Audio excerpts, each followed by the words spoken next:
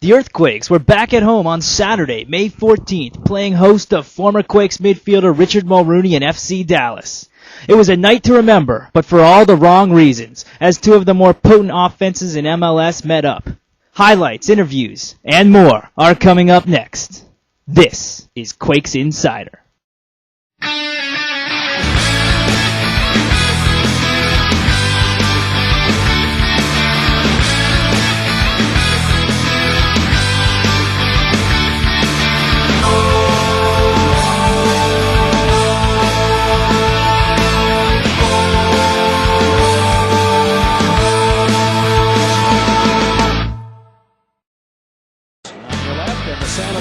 Saturday, May 14th, revamped FC Dallas and familiar face Richard Mulrooney came to Spartan Stadium for the Quakes' lone home game for the month of May.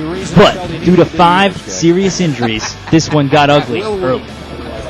I mean, you're going to have injuries through the year, but you wouldn't think you would have a lot of injuries all in 1 week. You're talking four guys that have played very well for us up to the season here, and funny enough, and Richard gets hurt as well, so it was a bit of a bizarre night, Already without defender Craig Weibel, who was injured in last week's scrimmage against Santa Clara University, the Quakes suffered another blow in the 11th minute when defender Troy Dyack was forced to leave the game with a torn ACL. Dyack, a member of the Quakes since 1996 and a longtime fan favorite, will miss the remainder of the season. On Saturday, he was replaced by second-year defender Ryan Cochran. I think it went pretty well today. I think guys have a lot of confidence in myself and other people who got opportunities today. The game went well. We could have came away with a win, but we didn't. But they're a good team. And, we played pretty well. But FC Dallas would lose an important player as well, when Richard Mulrooney suffered a torn right ACL injury while trying to defend against Ricardo Clark in the first half. A few minutes later, Mulrooney's night and his season were over. Down very easy. Mulrooney down again. He planted again, and now they're going to have to get the medic out to have a look at it. Making his first start at right back for the Quakes in place of the injured Craig Weibel, Ricardo Clark earned himself SJEarthquakes.com Man of the Match honors for his solid play.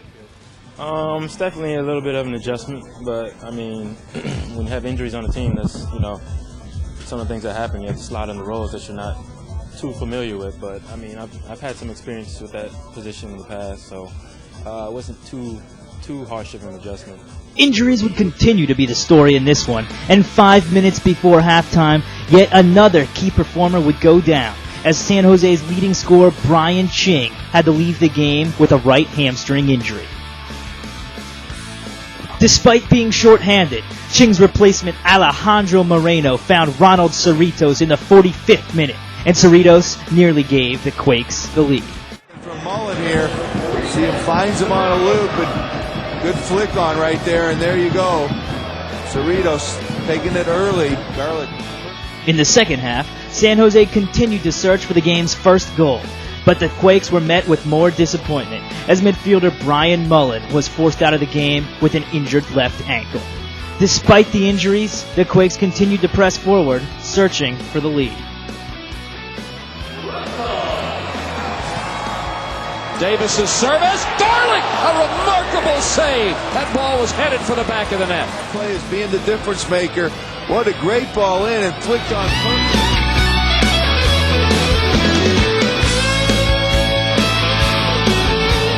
And Dallas continued to feel the pain as well. Defender David Wagenfer exiting early with a bruised right kneecap.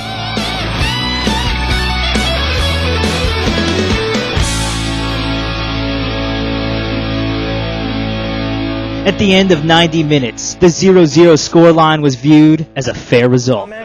Just told the guys in there, I thought for us, definitely a point earned tonight. I thought, the way the chances were, it could have maybe gone either way. I thought we had some good chances in the second half. Guard pulled off some good saves. And I think with all the outside stuff, substitutions and breaks in the play because of injuries, I thought the guys stayed focused. I thought they played very well. And most importantly, we defended well. I don't think that they had too many chances tonight. And you're talking about a team that has been making teams look very vulnerable at times. And I thought the guys played well, especially when 2 new guys in there with Ricardo at the right and Ryan, you know, coming in for Troy there.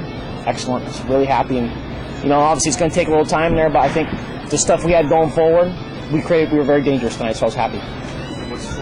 I think it went well. You know, like we've been talking about, we had a bunch of knocks tonight. You know, Brian went down, Troy went down. I was unfortunately injured yesterday, and you know, the guys that came in, they did a fantastic job. You know, Ryan and Eddie, those 2 guys in the center, really shut the guys down, and it was another good team. FC Dallas is a very good team, and we were a very good team, and luckily we came out a little knocked up and still battled and came away with a point.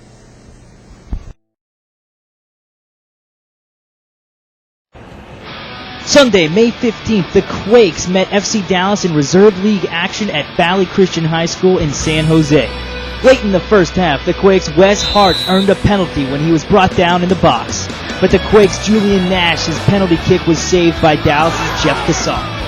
Then, early in the second half, FC Dallas got on the board first with a goal by Abe Thompson. The Quakes responded immediately, however, as Nash drew another penalty kick, this one finished off by Chris Wondolowski. And then Hart scored with a goal of his own, and then the Quakes made it 3-1 when Julian Nash finished off a breakaway.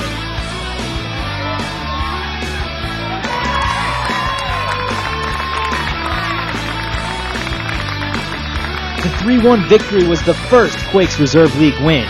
But more importantly, it also marked the first appearance in a Quakes uniform by defender Danny Califf. I mean, it was great. It was the first time that I've been in a game situation since I had surgery and everything like that, and I've been up here, and so it's awesome. It feels great to get back out on the field.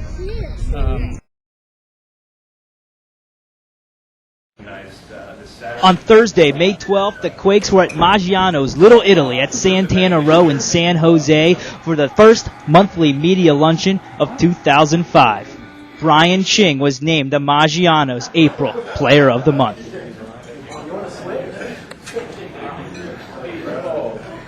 Personally, I feel great. You know, I think got off to a real good start. You know, and I think our team has offensively got off to a real good start. You know, with the addition of Brad and even Danny in there, I think you know, it brings a lot of different dimensions to our game, and you know, hopefully we can continue our connections up front and continue scoring goals like we have.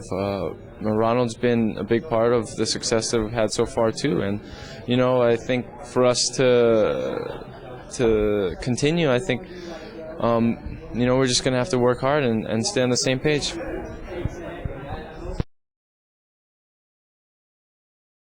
On this week's injury report, Brad Davis is probable with a left hip pointer. Brian Ching is out with a right hamstring strain. Troy Dyack is out with a left knee ACL tear. Craig Weibel is out with a right LCL tear. And Brian Mullen is out with a left ankle sprain. Quakes Insider caught up with defender Craig Weibel to talk about his injury. That's disappointing. You know, I'm clearly having the most fun, and I think the most significant impact I've had for this team through the first 6 games of the year.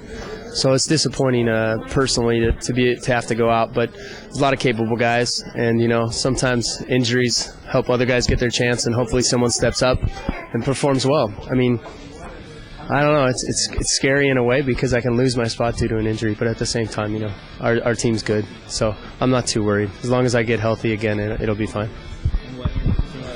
After 2 straight shutouts, the Quakes are back on the road and heading down to the Home Depot Center when they take on Landon Donovan and the Los Angeles Galaxy. Catch all the action this Saturday, May 21st, live at 7 p.m. on the radio on 1590 KLIV or on tape delay on Fox Sports Net at 8 p.m. That's it for this edition of Quakes Insider.